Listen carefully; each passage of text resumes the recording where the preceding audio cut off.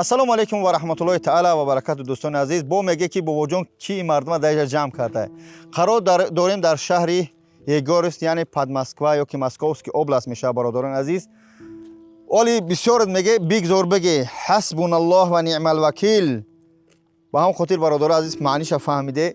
қарор дорем дар як масҷиди бародарон ки дар ҳамиҷа масҷидшона дарк додан, яъне ки шахсоне буданд ки дилғайҷову нафси баду бахилое ки дарк гирондан масҷиди ҳамин бародарони мусалмона ки инҷа қариб зиёда аз 1000 ё ки 1000 та зиёдтар мусалмон ҳар гуна Доғистон, узбек, қирғиз, тоҷик, татар ҳама миллатҳо зиндагӣ мекунанд дар ҳамин ҷа.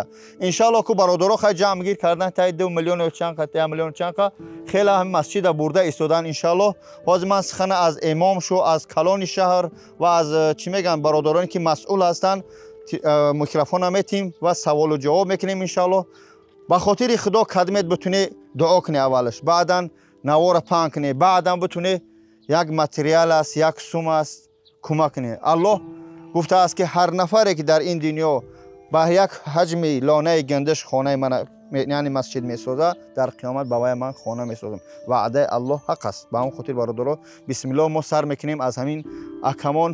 Ассалому алайкум, брат. Как зовут вас?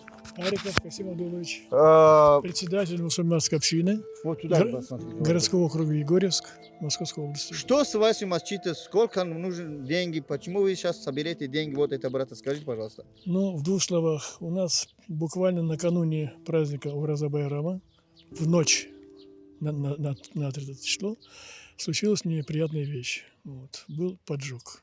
Поджог, да? Поджог. Мечеть. Да, вот. Люди, которые это совершили, их нашли. Они сейчас находятся под следствием. Вот. Но это нас, конечно, сейчас вот поставило немножко в трудное положение, в том отношении, что мы не можем проводить свое богослужение, проведение пятничной молитвы и праздника. Все приходилось делать вот на этой площадке. На улице читаете, да, намаз? На улице читаем намаз, да. Иншаллах, сейчас к вам еще вернусь, брат. Ассаламу алейкум, бародар. Давай на русском буду говорить. Это имам мечеть вот этого города Егорьевск, иншаллах, брат. Туда смотри, кто вы, сколько деньги надо собирать, как здесь люди помогают, не помогают, на намаз придут, не придут. Вот говорите, пожалуйста. Бисмиллахи рахмани рахим. Альхамдулиллах, ассалату вассаламу аля расулиллах. Я являюсь имам-хатыбом города Егорьевска, Московской области. Как уже было сказано, накануне праздника Ураза Байрам подожгли мечеть. Вот, ну, альхамдулилля, это для каждого из нас, дорогие братья и сестры, это испытание. Да, то есть Всевышний Аллах этим нас проверяет, то есть да, нашу веру, нашу искренность, наш таква. Наш ущерб сейчас, то есть, составляет около 6 миллионов. Альхамдулилля, сейчас мы собрали около 2 миллионов. Вот, нам еще требуется где-то 4-4,5 миллиона приблизительно, чтобы мы могли восстановить нашу помещение, чтобы полноценно проводить наши пятикратные намазы, праздничные намазы, пятничные намазы. Также, альхамдулилля, здесь учатся дети, мальчики, девочки, то есть обучаются религии, изучают Коран. Поэтому у кого есть возможность, кто-то может помогать там финансово, кто-то может строительными материалами, также можете обращаться к нам, иншаллах. Акаҷон, салому алайкум. Алейкум ассалам. Ну, азиз. Ака азиҷон, гап зане мусалмоне ҳамҷа дар масъалаи кӯмак кардан ёрдам мекунанд. бисмиллаҳи раҳмони раҳим. Ассалому алайкум, бародарони мусулмон. дар ин минтақа, дар шаҳри Егорьевск, мусулмононе ки зиндагӣ мекунанд, фаъолият мекунанд, онҳо то ҳадди имкон мувофиқи қудрати худ албатта ёрдам карда истодаанд. Доимин то 2 миллион қариб пул ҷамъ карданд. бародарое ҳастанд ки худо тавфиқи ҳидояташон диҳанд ва ба онҳо аҷри зиёд диҳанд ки онҳо беканор наистоданд, бетараф набуданд ва онҳо ёрдам карда истоданд. хуб, бобои домло, як савол метим, фақат честно ҷавоб битем, да, бахшиш кам-кам кӯчаги гап мезанам. Агар 4 миллион биёранд, ҳамин кори шумо 100% буд мешавад ё не? Иншоаллоҳ. барои чӣ савол додем? ҳозир баъд савол ҷавоб битем. барое ки ман дар Смоленск област масҷид сохтем, гуфтанд 4 миллион дар корай. мо 4 миллион 300 ҷамъ кардем. баъд гуфтам бод не нарасид 2 миллион. ҳамин хеле хулоса дар ҳамон масҷид мо 22 миллион расход кардем. ҳаму бало дар сари ман омад. Алҳамдулилло ки мо хонаи худоро сохтем ба сари буланд. Бурмадем ҳозир ҷа намози ҷамъахонӣ, панҷвақта инаи намози ид ва ҷои маҷлисгоҳи уламоҳои тамоми Смоленски областидагия. Хуб, ман шуморо пафтор ба пафтор савол метим. 4 миллион шояд аз я бародар 4 миллион хапидан биёрад ҳам кисак бина бгад домлоҷон созаш. Ҳами 4 миллион басӣ мекунад ё не? иншаллоҳ умед дорем ба Аллоҳ ки 4 миллион мерасад ба фикрам. Иншаллоҳ. Ба фикред ё аниқ? ха инҷа сохтмон аст. Баъзе ҷоҳо мисол вобаста ба нарху навои материалҳои сохтмонӣ аст. Ба ин хотир то дараҷа бояд расад. Иншаллоҳ. Ва шумо 2 миллион ҷамъ кардед, 4 тага намерасад, тугри? Иншаллоҳ. Хуб. Бобои домлу як саволе дига метим. Картҳои кия мемонем? Барои чи ба забони худ гуфтастем ки то мардум картҳои ки мемонем? Акун инҷа расшод шото ҳаст, мисол QR-кодо ҳаст дар масҷид ва метонем ба раиси ҷамъияти исломӣ агар рози шаванд карти яъне ки ҳами организатсия шумо худаш расчёд нишод дорад. Хуб бародарам дар рӯи экран расчёд нишодам мебине ё ки QR-кода мебине, метуне ба ҳамаи бигзароне. Карт наметуне дар картаи Сбербанк гумне. Хуб ман бобои домлуро савол битим бахшиш ки брат, ассалому алайкум шурас. Карта, которая вставляется на экран, будет ваша карта, да?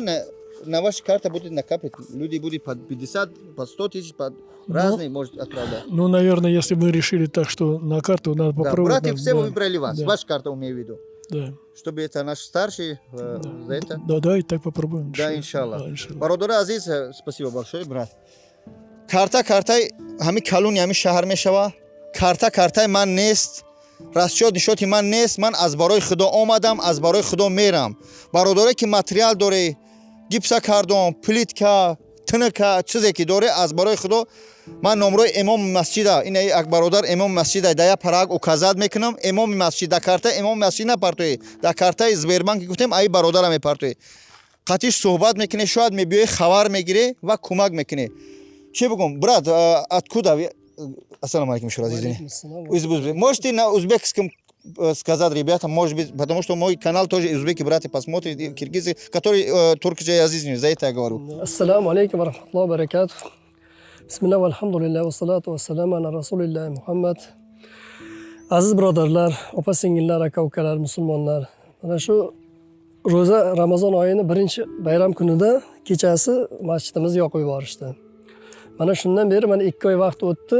O'zimizni kuchimiz bilan Allohning yordami bilan mana shu hozir ko'rganlaring shu darajagacha tikladik. Endi mana qishgacha o'zi kam vaqt qolyapti. Inshaalloh musulmonlar birgalashib agar shuni yordam bersalaring, hozirgi vaqtda 2 milliondan sal ziyod pul yig'ilgan.